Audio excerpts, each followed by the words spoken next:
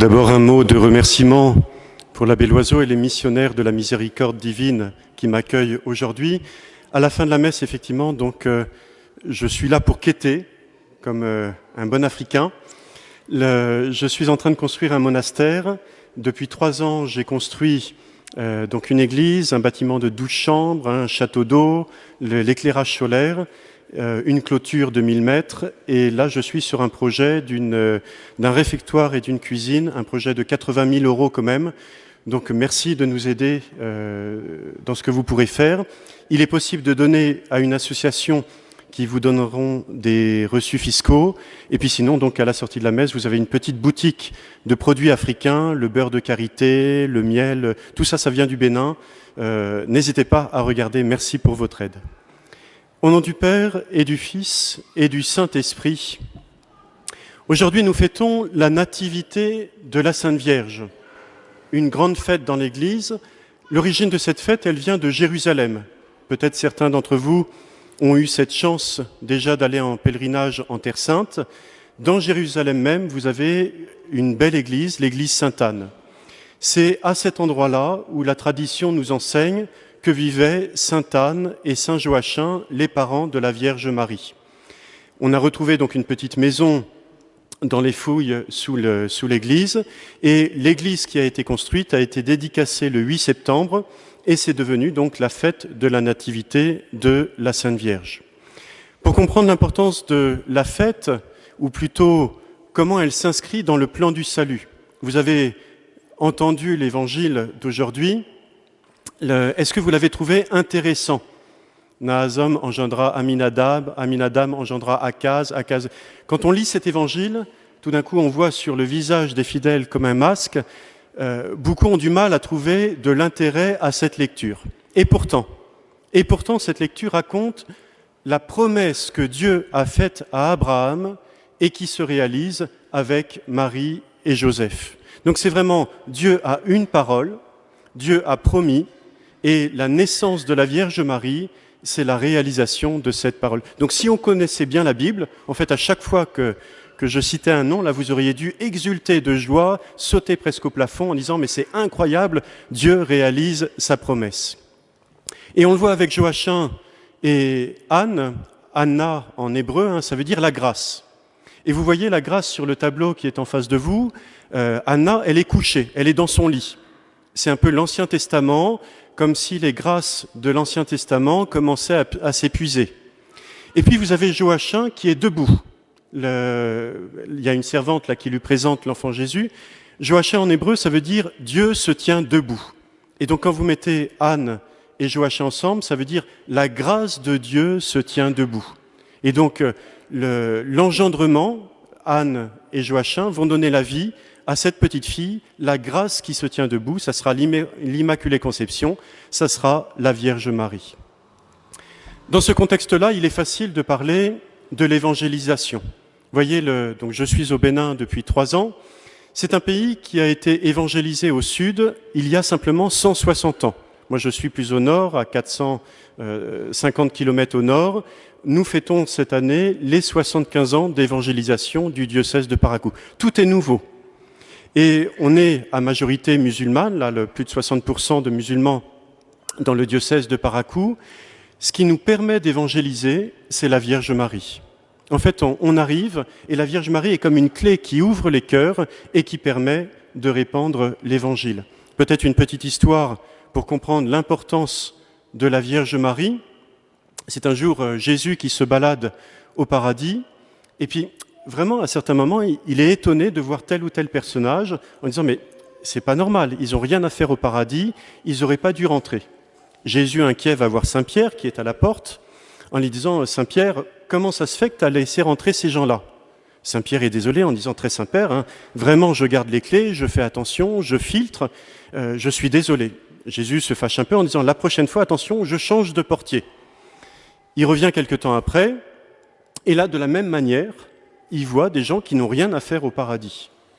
Il va rediscuter avec Saint-Pierre. Saint-Pierre est effondré. « Seigneur, je fais tout mon possible. J'ai vérifié vraiment toutes les entrées. » Et puis là, Jésus se dit « Ah, j'ai peut-être une idée. » Et il va au fond du paradis, là il y a un grand mur, vraiment au fond du paradis, et qu'est-ce qu'il voit? Au-dessus du mur, il y a la Sainte Vierge qui est avec son chapelet, qui jette le chapelet de l'autre côté du mur, et là il y en a plein qui en profitent pour monter par le chapelet et arriver directement au paradis sans passer par la porte d'entrée, sans passer par Saint-Pierre.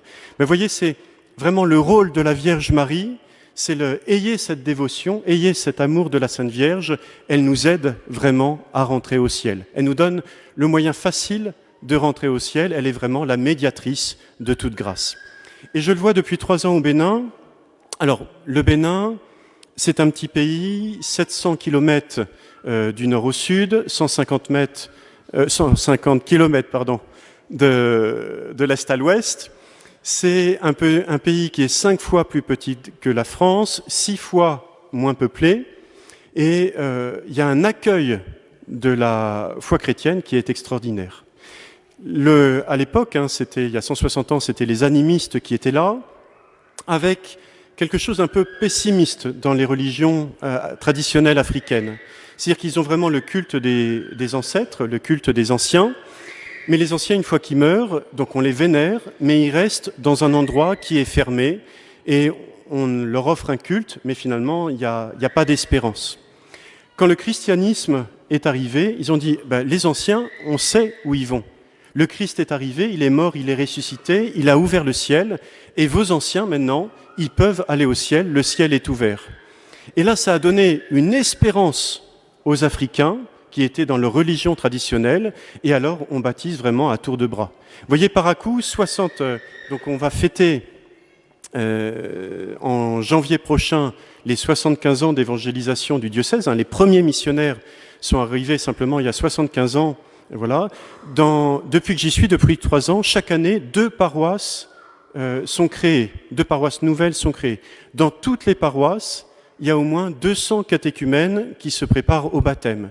Il y a une facilité à faire l'apostolat, et alors le prêtre est particulièrement bien reçu. Une histoire peut-être pour illustrer la chose, il y a 2 ans, je roulais en voiture, je me suis fait arrêter par la police en bord de route, et je farfouille pour sortir mes papiers. Le policier s'approche de moi et me dit « Non, mon père, pour vous, c'est juste une bénédiction. » Et alors, un peu étonné, je continue à tendre mes papiers. Il me dit « Mon père, vous êtes prêtre, donc vous, c'est juste la bénédiction. » Donc j'ai béni le policier, il m'a dit « C'est bon, mon père, vous pouvez y aller. » Vous voyez, il y a vraiment une facilité en tout d'apostolat, un désir de découvrir le Christ, de découvrir la Vierge Marie, de découvrir l'Église. Là-bas, donc, je suis aumônier de religieuses contemplatives, je leur construis le monastère, et là, alors vraiment, tout le monde adhère à la foi d'une façon étonnante. Les prêtres ne chôment pas. Ça, c'est, je dirais, le bon côté du Bénin. Et puis également le mauvais côté. Encore une fois, c'est un pays qui vient d'être évangélisé, 75 ans d'évangélisation au sud, et donc il y a encore des tas de traditions ancestrales qui sont là, et on voit la nécessité d'évangéliser, de donner la lumière de l'évangile. Quelques exemples. Il y a dans mon coin là ce qu'on appelle les enfants sorciers.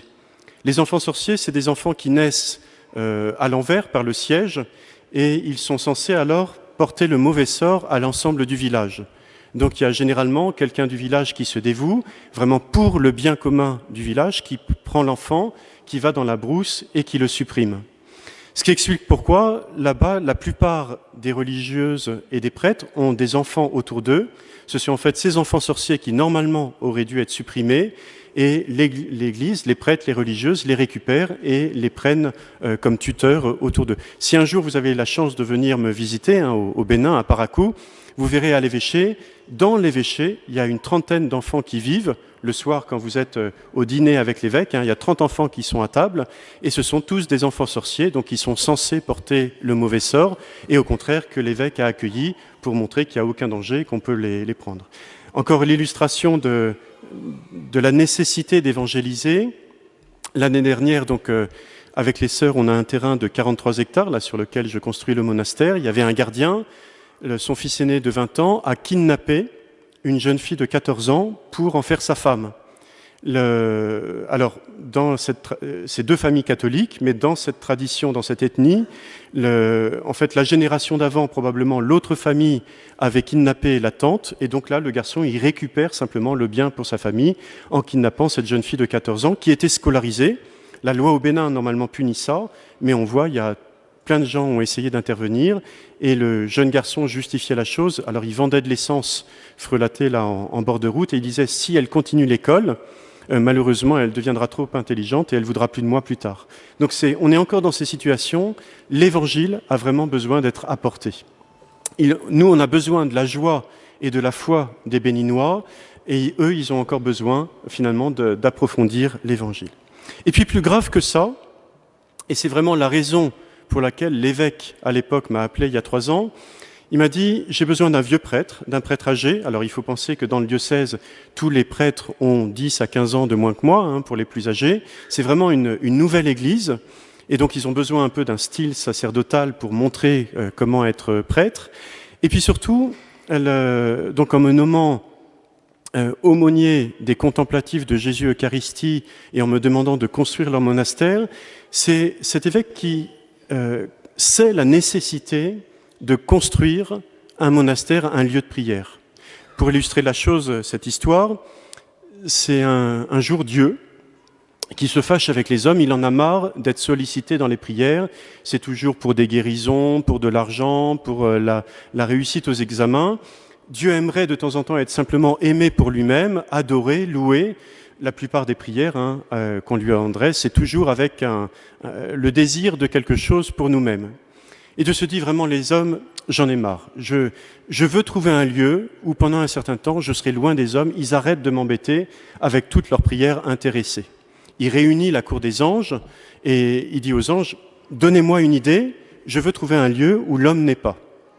Un des anges essaye en disant, Seigneur, vous pouvez aller en haut d'une montagne. Et puis là, un autre aussitôt intervient en disant, mais mon Dieu, vous les avez été créés tellement costauds, sportifs, qu'ils sont capables maintenant d'aller n'importe où. Un autre intervient, vous pouvez aller dans le ciel, dans l'espace.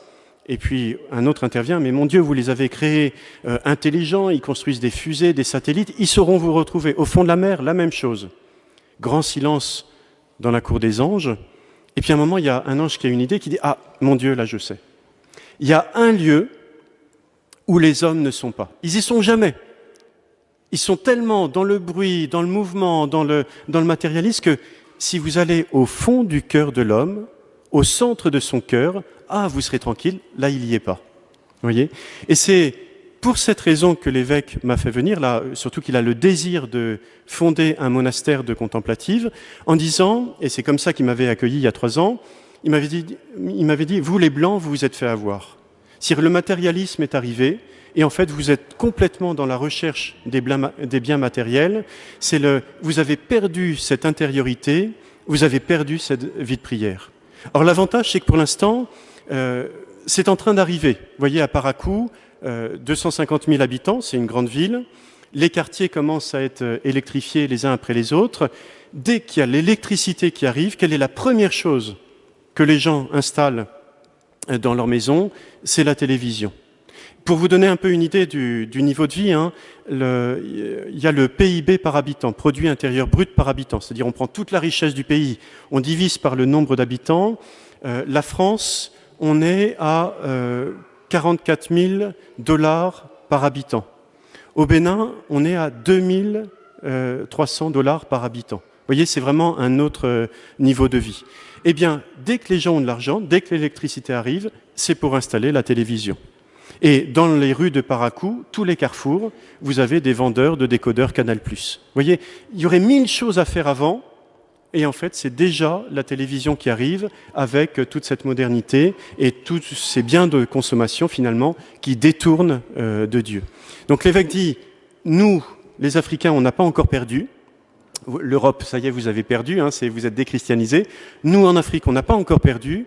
Donc il faut des lieux de prière, il faut des monastères où les fidèles vont pouvoir venir se recueillir, adorer le Saint-Sacrement, remplir leur cœur de cette présence de Dieu pour ensuite retourner dans le monde et évangéliser. C'est vraiment la raison de la construction de ce monastère. Alors je terminerai simplement en disant, ce qui est vrai pour l'Afrique, c'est vrai aussi pour nous en France. C'est-à-dire que parmi vous, je l'espère, n'hésitez pas à faire des retraites spirituelles. N'hésitez pas à partir dans des monastères pendant 5 jours, pendant une semaine, pour retrouver cette présence de Dieu et finalement réoccuper le fond de votre cœur. Dieu est présent à cet endroit, il vous attend, et c'est cette présence de Dieu au fond de votre cœur qui vous permettra de rayonner, qui vous permettra d'évangéliser autour de vous. Le monde en a besoin. Au nom du Père et du Fils et du Saint-Esprit.